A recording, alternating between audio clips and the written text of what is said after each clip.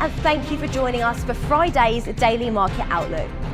Joining me today is Emily from our trading room to tell us more about recent developments. Emily.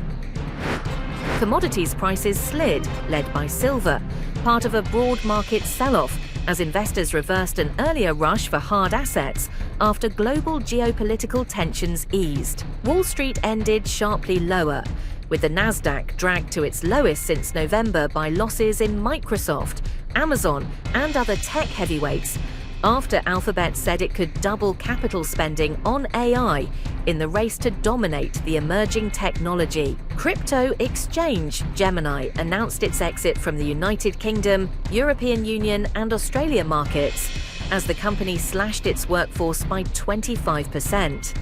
Gemini cited AI automating labour as one of the reasons for the exit. The euro-dollar pair edged lower in the last session. The stochastic RSI is in overbought territory. The Bitcoin-dollar pair plummeted in the last session. The Williams indicator is giving a positive signal. The sterling-dollar pair saw moderate losses in the last session. The stochastic RSI is giving a negative signal. The Aussie-dollar pair saw moderate losses in the last session. The CCI is giving a positive signal. Stay informed with the economic calendar for the next few days, which includes a blend of high, medium and low impact events. Each data release will contribute uniquely to the market outlook, helping shape investment strategies and market reactions. The impact of these releases could be far-reaching, affecting a wide range of financial instruments.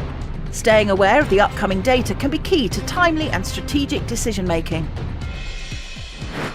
We hope that you've enjoyed our Friday's Market Outlook.